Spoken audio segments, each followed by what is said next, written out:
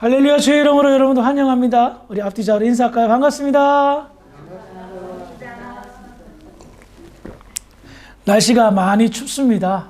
추워서 몸이 움츠러지기 쉬운데 오늘 이 시간만큼은 우리의 몸과 육체와 영혼이 따스한 주님의 온기를 경험함으로 따뜻해지는 그런 시간이 되기를 바랍니다. 노아 강의 두 번째 시간입니다. 오늘은 창세기 6장 3절과 4절의 말씀을 가지고 함께 은혜를 나누어 볼 텐데요.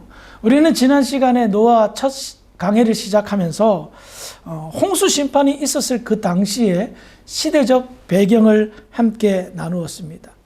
홍수 심판이 있기 전에 그 시대는 두 부류의 사람들로 나뉘었습니다. 첫째는 하나님의 아들이라 불림을 받는 아담의 후손으로서 하나님의 약속과 믿음을 지키면서 살았던 사람이고, 또 다른 부류는 타락한 가인의 후손으로서 하나님의 약속하고는 무관하게 살았던 그런 사람들이었습니다. 그런데 가인의 후손 중에 5대 손이었던 라멕의 시대에 이르러서는 당시 세상이 굉장히 크게 바뀌게 되는 역사가 나타나는데요. 라멕의 아들들이었던 야발과 유발, 두발 가인으로 인해서 세상은 크게 변화를 받습니다. 그래서 장막 치는 조상, 그리고 음악을 만드는 조상, 각종 날카로운 금속 공예를 하는 대장장이 두발 가인 조상을 이제 라멕의 후손들이 이으면서 세상이 좀 굉장히 문명이 발달하고 또 쾌락의 문화가 발달하고 먹고 사는 어떤 그런 풍족한 문화가 발달하기 시작합니다.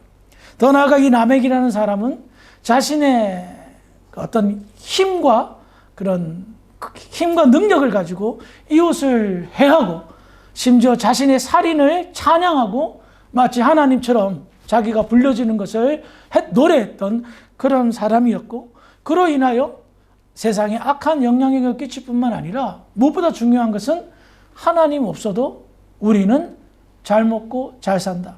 심지어 하나님을 믿는 하나님의 아들들보다도 더 잘 먹고 잘 산다 라는 악한 영향력을 시대에 끼쳤습니다. 한편 하나님의 아들들은 어땠습니까? 그들은 처음에는 하나님의 약속을 믿고 믿음으로 살았습니다. 하지만 세상의 삶은 만만치가 않았습니다. 녹록치 않았습니다. 언제나 땀 흘려 수고하며 힘든 노동을 치러야 먹고 살 수가 있었습니다. 믿음으로 산다는 것이 쉽지 않았다는 것을 알 수가 있습니다. 그런데 세상 사람들은 어떻습니까? 사람의 딸들로 표현된 가인의 후손들은 너무 잘 먹고 잘 사는 거예요. 문명이 발달하고 그 두발 가인이 칼과 창만 만들었겠습니까? 농사에 필요한 농기구도 만들었을 겁니다.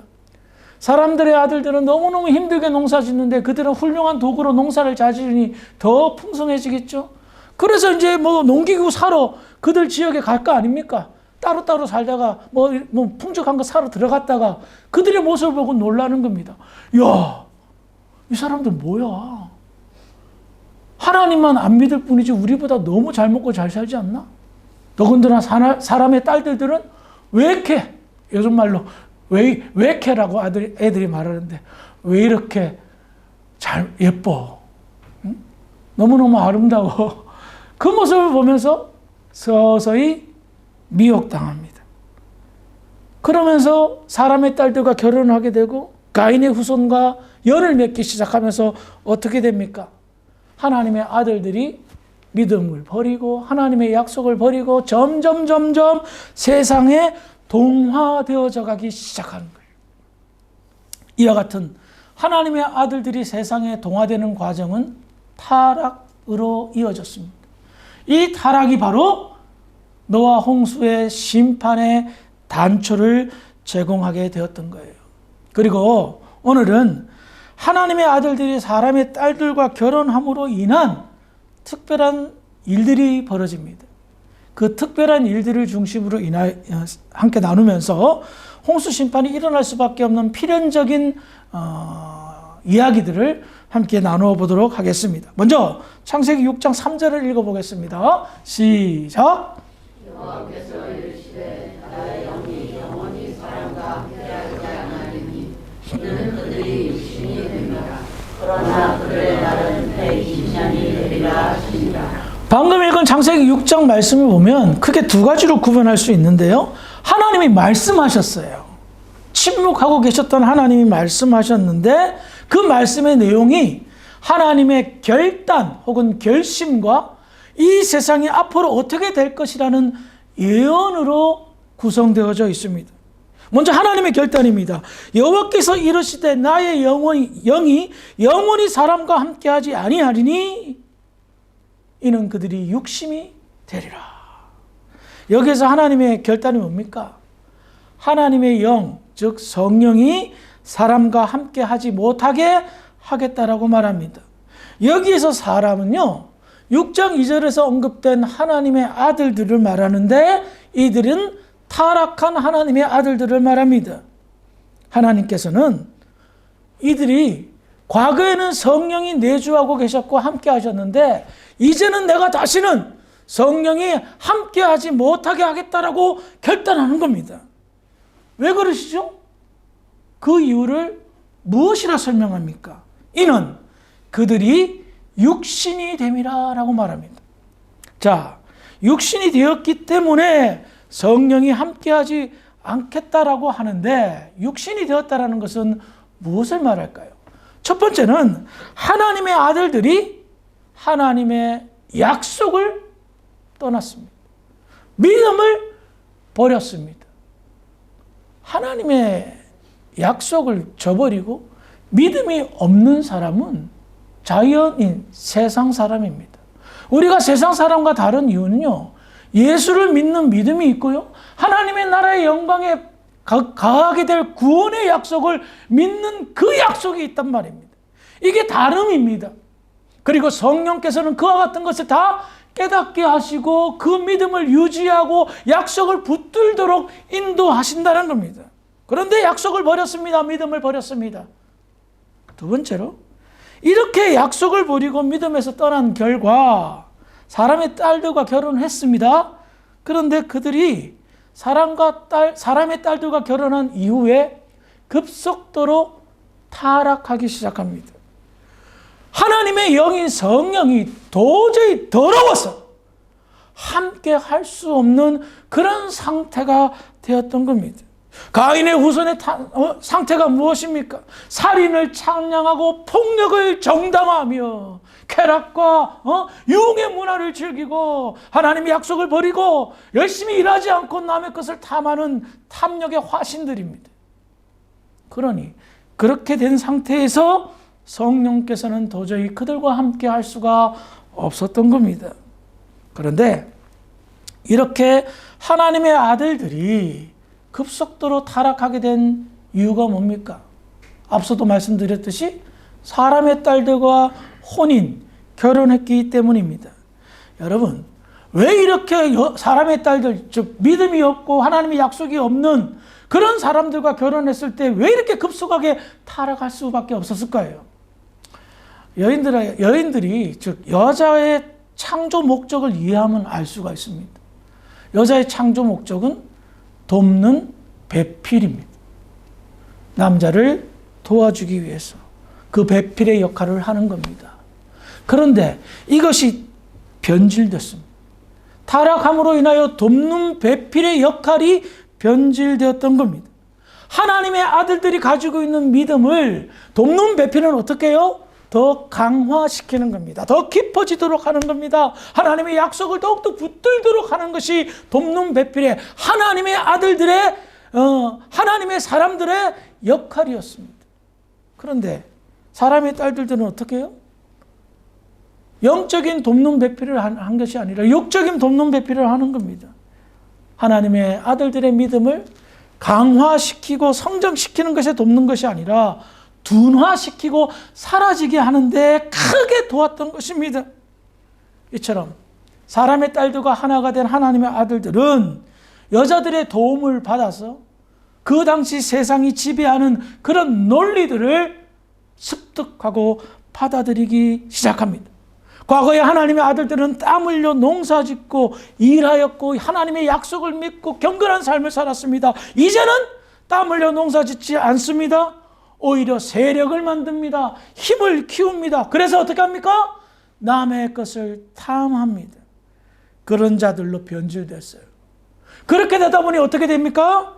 하나님 없어도 너무 잘 먹고 잘 사는 거예요. 옛날에는 고생했다 생각했는데 지금은 너무 편합니다. 내가 힘만 좀 있으면 얼마든지 남의 부족을 침략해서 그들의 곡식을 빼앗고 한단 말입니다. 그래서 나는 풍요롭게 삽니다. 그러니 그들의 삶 속에는 하나님의 나라가 없습니다. 하나님의 약속이 없습니다. 하나님은 하나님의 나라의 영광을 약속하셨는데 그 모든 것을 상실해버렸습니다. 그래서 성경은 이런 사람을 육체라 표현합니다. 육에 속한 사람이라 표현하는 거예요. 고린도전서 2장 14절을 볼까요? 시작. 육에 속한 사람은 하나님의 성령의 인도를 받지 않는 있는 것들이 그에게는 어리석게 보이며 또 그는 그것들을 알 수도 없는 그러한 일은 영적으로 분별되기 때문이다. 고린도전서에서 사도 바울이 지금 육에 속한 사람들의 가장 큰 특징에 대해서 얘기합니다. 육에 속한 사람들, 창세기에는 육체가 됨이라는 표현이죠. 이 사람들의 특징은 성령의 일들을 받지 않는다라고 말하는 거예요. 성령의 일들은 그냥 눈에 보이는 것이 아닙니다. 성령이 역사하는 일들을 보는 겁니다. 그런데 보십시다.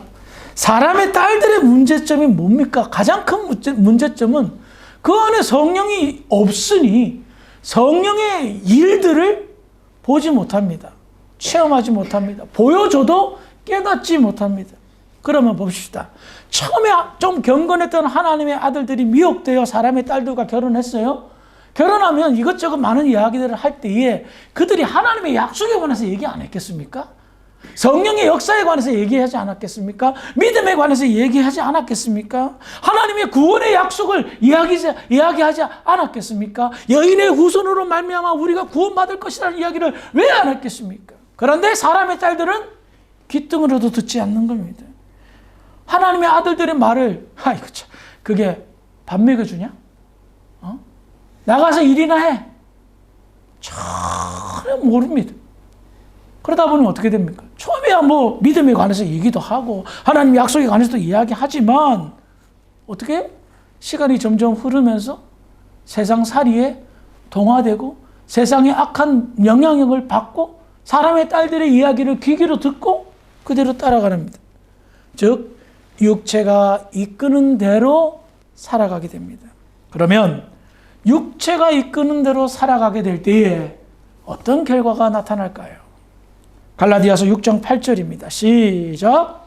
자기의 육체를 위하여 씻는 자는 육체로 싸워질 것을 거두고 성령을 위하여 씻는 자는 성령으로부터 영생을 거두리라. 아멘.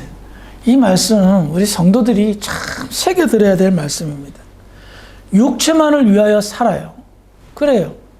열심히 물질을 바라보고 세상의 쾌락을 바라보고 열심히 살아서 잘 놀고 잘 즐기고 풍성하게 되었다 칩시다. 결국 그거 다 가지고 갑니까? 다 썩어질 거예요. 내가 죽으면 내 육체가 썩어져요. 그래서 저는 개인적으로 뭐든지 적당히가 좋은 것 같아요. 우리가 세상에 살면 돈도 필요하고 물질도 필요하고 노는 것도 필요하고 다 필요하죠. 이거 다 없애자. 이거 아니에요. 금욕주의가 아니에요. 그렇다고 해서 즐길 거 다 즐기고 신앙생활하자. 이것도 좀 모순이에요. 절제가 필요한 거예요. 절제. 근데 성령이 없으면 절제가 안 돼요. 성령이 없으니 절제를 못 해요. 이게 문제라는 거예요. 욕심. 바닷물을 마시듯이 끝없는 갈증으로 시달립니다. 내가 이거 가졌어요. 이거 취했어요. 그러면 조금 더. 아무리 돈 많은 사람한테 돈 많죠 하면 조금만 더 있으면 좋겠다고 얘기하는 게 세상의 이야기입니다. 육체의 이야기입니다. 결국 성경은 무엇을 말합니까? 썩어질 것에 너무 집중하며 산다는 겁니다. 썩어질 것은 좀 불편하지만 않게 살면 된다는 겁니다. 대신 무엇을 거두라는 거예요? 성령을 거두라는 겁니다. 성령으로부터 영생을 거두라고 이야기하고 있다는 겁니다. 그런데 하나님의 아들들이 사람의 딸들과 결혼함으로 인해서 성령을 상실했습니다. 그래서 육체를 위하여 사는 사람들이 되었습니다. 그들은 결과적으로 어떻게 됐습니까? 육체로부터 썩어질 것을 거뒀습니다. 성령으로부터 영원한 생명을 전혀 거두지 못했습니다. 그들은 과거에는 구원의 대상이었습니다. 근데 현재는 심판의 대상이 되어버린 겁니다. 하나님께서 성령을 떠나게 할 것이다. 이들이 육체가 되었다라는 이 말은 무엇입니까? 심판 선고나 마찬가지였던 겁니다. 아시겠어요? 어떻게 구원의 대상이 심판의 대상으로 바뀌었냐 말이에요. 하나님께서 성령을 떠나게 하셨다라는 것은 이제 도저히 얘네들은 답이 없다. 회생 불가다. 라고 느끼셨기 때문입니다. 그래서 성령이 도저히 함께할 수 없는 상태임을 아시고 다시는 그들과 함께하지 않겠다. 이 말은 이들에게 회개의 역사, 구원의 역사 내가 시키지 않겠다는 하나님의 결심입니다. 그런 다음에 창세기 6장 3절 하반절에 이런 말이 나옵니다. 그러나 그들의 날은 120년이 되리라 하시니라. 그러나 그들의 날은 120년이 되리라. 육체가 되었는데 그들의 날이 120년이 되리라고 말하고 있습니다. 이것은 하나님의 결심이죠. 자, 한번 생각해 봅시다. 120년 무엇을 말합니까? 120년밖에 못 산다. 예, 학자들마다 견해가 좀 다른데요. 120년이 주는 의미가 앞으로 인간의 생명은 어떻다? 120년밖에 안 될 거라는 거예요. 근데 보십시다. 그때는 몇 살까지 살았어요? 900살까지 살았어요. 그런데 노아가 950살까지 살았어요. 그러면 노아 이후로 사람의 수명이 급격하게 줄어드는데요. 그의 아들인 셈이 600살, 셈의 아들이 438세, 3대를 지나 벨렉이 239세, 그 시대를 지나 아브라함이 175세, 그리고 모세는 120살까지 살았는데 왜 이렇게 인간의 수명이 단축되었느냐?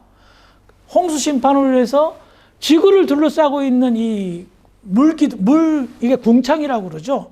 바로 이 보호하던 물층이 사라졌기 때문에 태양 광선의 직격적인 그 타격을 받아서 인간의 수명이 짧아졌다라고 주장합니다.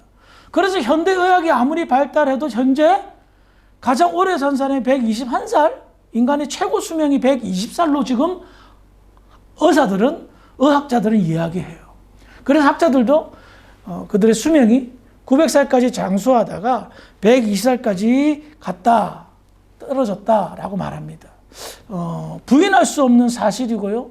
부정할 수 없는 이야기입니다. 그런데 좀 더 우리가 성경적으로 한번 생각해 보면 회개를 기다리는 심판의 유예 기간이라 봅니다. 120년 동안 기다려 주겠다는 거예요. 자, 그 증거가 창세기 6장 13절에 있습니다. 읽어볼까요? 시작. 하나님이 노아에게 이르시되 모든 날이 여자와 밤이 땅에 가득하므로 그 끝날이 내 앞에 이르렀으니 내가 그들을 땅과 함께 멸하리라. 자, 하나님께서 노아에게 홍수 심판을 예고하면서 표현된 내용이 그 끝날이 내 앞에 이르렀으니 할 때 그 끝날이라는 것은 정관사를 지칭합니다. 즉 날짜를 정확하게 그날이라고 말하고 있는 거예요. 어느 날 갑자기가 아니라.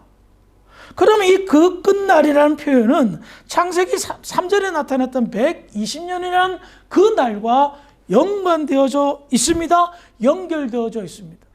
그래서 심판 유예 기간이라 말하고 있다는 겁니다. 더 나아가 120년 심판 유예 기간이 증가하는 것은 노아의 족보에서 알 수가 있어요. 창세기 5장 마지막에 보면 라멕이 노아를 낳고 이름을 우리를 아니하리라라는 그 아니하다라는 말로 아담의 족보가 끝을 맺어요. 그리고 나서 창세기 6장 9절에 하나님께서 심판을 선언한 후에 노아의 족보 이야기가 나옵니다. 하나님의 은혜를 입었다 하면서 노아는 아들을 낳았는데 하면서 이야기를 하는 거예요. 그러면 이것은 무엇을 말합니까? 120년의 심판의 역사가 나타나고 아담의 후손의 역사가 끝난 다음에 노아 시대부터 새로운 인류의 족보가 시작된다는 것을 말하고 있다는 것입니다. 하나님께서는 심판의 역사가 끝난 후에 노아로부터 새로운 인류를 시작하겠다는 하나님의 계획을 말하고 있는 거예요. 그래서 그들의 날은 120년이라는 해석이 가능합니다. 아무튼 120년이라는 이 숫자는 여러 가지 의미가 있겠지만 저는 두 개 다 맞다고 봐요. 인간의 수명이 900살 살다가 오래 살아봤자 소용없으니까 120년으로 하나님께서 탁 차단시킨 것 같고, 그와 동시에 심판의 기간을 120년이라는 유예 기간을 주고 그동안에 회개하면 정말 감사하겠는데 그러지 않으면 할 수 없다라는 어떤 그런 메시지를 전달한 것 같다는 생각이 듭니다. 자, 이와 같은 상황 속에서 하나님께서는요, 성령이 떠나게 하셨다. 그러므로 인하여서 앞으로 이 홍수 심판은 필연적인 결과를 맞이하게 될 것이라는 것을 언급한 후에 홍수 심판이 날 수밖에 없는 상황에 관해서 이야기하는데요. 창세기 6장 4절입니다. 시작.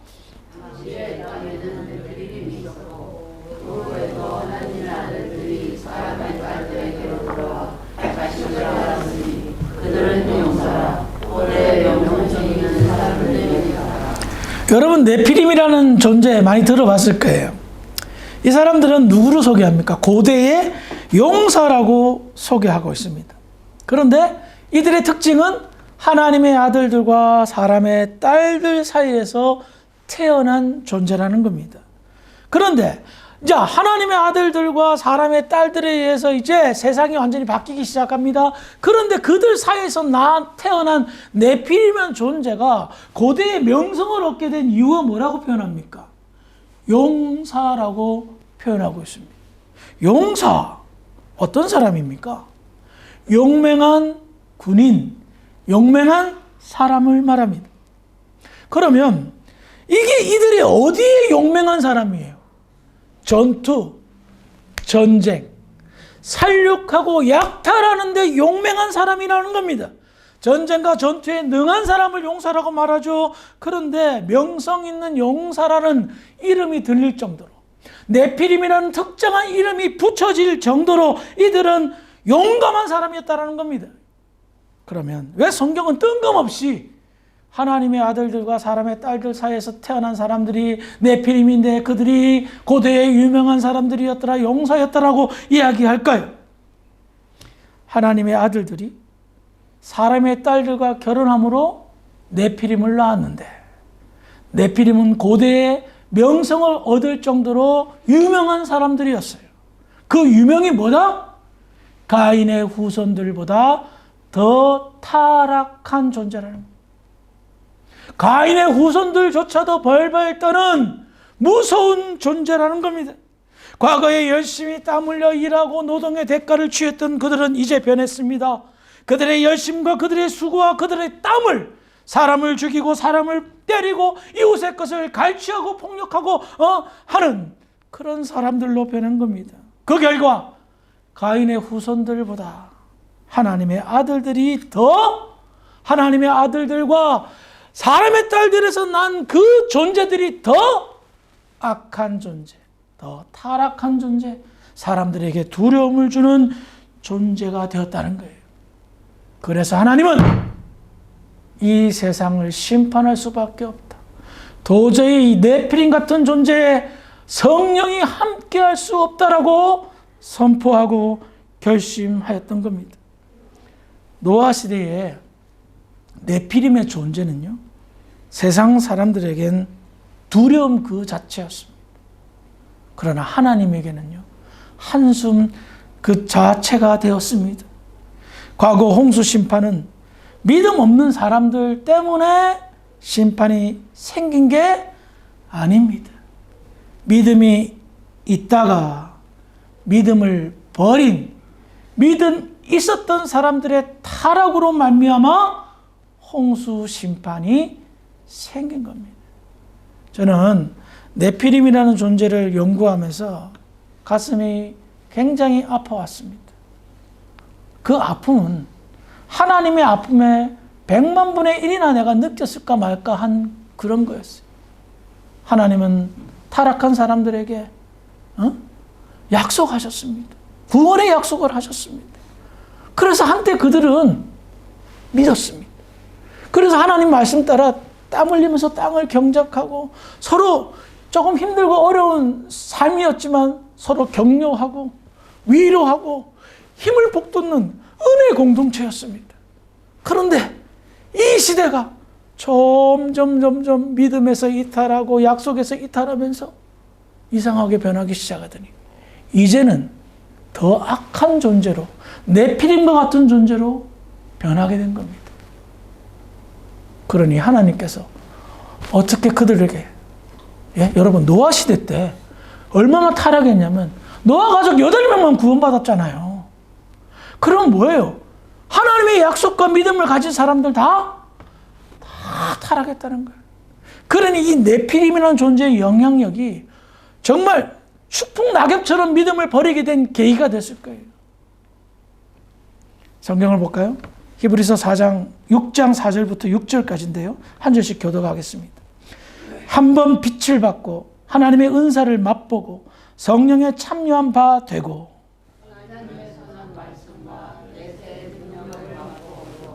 같이 읽습니다. 타락한 자들은 다시 새롭게 하여 회개하게 할 수 없나니 이는 그들이 하나님의 아들을 다시 십자가에 못 박아 드러내놓고 욕되게 함이라. 이 말씀이 네피림과 이렇게 비교해 보니 굉장히 와닿죠. 한 번 말씀을 체험했어요. 한 번 빛을 받았어요. 그럼에도 불구하고 타락한 자들이 있었어요. 그들을 성경은 그리스도의 십자가를 욕되게 하는 사람이라 말해요. 저는 이들을 과거 네피림의 부활이라 말하고 싶습니다. 그리고 이와 같은 일들이 현대를 살아가고 있는 우리에게 조짐과 현상이 나타나기 시작합니다. 한때 믿음이 좋았던 사람, 한때 빛을 비추며 그리스도의 십자가의 은혜를 경험했던 사람들, 현재 신앙생활 안 하고 교회를 비판하고 믿음에서 떠난 사람들 의외로 많습니다. 그들이 홀로 뭐 자기 믿음을 지킨다면서 뭐 신앙생활 물론 안 하지만 믿음 생활 한다 그러면 말할 건 없는데 세상과 연락하고 타락하고 나아간다면 과거의 네피림의 모습을 보여주는 것 아닐까요? 현대를 살아가는 우리도 그냥 넉넉히 있을 수 없습니다. 교회는 분명히 세속화되어져 가고 있고요. 기독교 국가일수록 타락의 모습을 더 심화되어 보여주고 있습니다. 그와 같은 때에 하나님은 분명히 오늘 이 노아 홍수 심판 예고를 통하여 우리에게 준엄한 꾸짖음과 또한 심판 예언을 하고 있습니다. 이와 같은 때에 우리가 해야 될 일은 뭘까요? 첫 번째는 믿음을 지키는 겁니다. 믿음을 지키는 거예요. 하나님의 약속을 지키는 거예요. 더 나아가 하나님이 곳곳에 세워둔 주사랑교회 같은 교회, 영적 방주예요. 아시겠어요?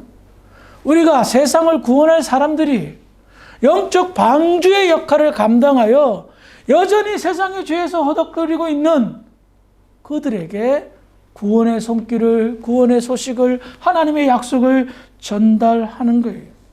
땅끝까지 복음이 전파되는 영적 방주를 건축하는 것이, 이 건축은 하나님의 나라의 확장이요, 이 건축은 하나님의 백성들의 늘어남, 부흥을 의미합니다.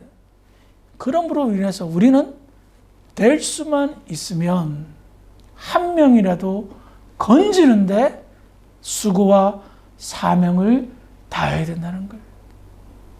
오늘 안타까운 것은 그와 같은 사명으로 우리를 불렀음에도 불구하고 한번 빛을 비췄는데 타락하여 십자가를 욕되게 하는 사람들이 서서히 늘어나고 있다는 겁니다. 하나님의 아들들이 사람의 딸들에게 미혹되고 네피림과 같은 명성을 떨치는 과거 믿음 좋았던 사람들이 얼마나 물을 흐리게 하고 복음을 회방하는지 모릅니다. 이와 같은 때에 나는 괜찮을 것이다 라는 안일한 마음 가지지 마시고 스스로, 여러분 스스로, 저를 비롯한 여러분들이 영적으로 각성하여 과거에 일어났던 심판을 교훈 삼아 더욱더 여러분들의 믿음을 강화시키고 하나님의 약속을 끝까지 붙잡는데, 그리하여 영적 방주의 역할을 감당하는데 쓰임받는 아름다운 교회와 성도들이 되기를 주의 이름으로 축원합니다. 기도하시겠습니다. 좋으신 아버지 하나님, 은혜를 감사합니다. 오늘 하나님의 말씀을 통하여 하나님께서 성령을 떠나게 하시고 과거에 명성이 있었던 네피림을 소개한 이유들을 함께 살펴보았습니다. 참 참남하다라는 생각이 듭니다. 그럼에도 불구하고 현재 우리가 살아가는 이 세상을 바라보니 성도들이 믿음에서 이탈해 가고 교회가 점점 세속화되어져 가는 모습들을 종종 보게 됩니다. 하나님, 우리에게 영적인 긴장감과 위기감을 허락하시고 마지막 시대에 아름다운 영적 방주를 건축하며 하나님의 약속을 붙들고 믿음으로 살아가며 하나님의 나라를 보여주고 구원의 영광을 드러내는데 쓰임받을 수 있도록 인도하여 주시옵소서. 우리 주사랑교회가 그런 교회 될 줄 믿사옵고 우리를 권하신 예수님 이름으로 감사하며 기도합니다. 아멘.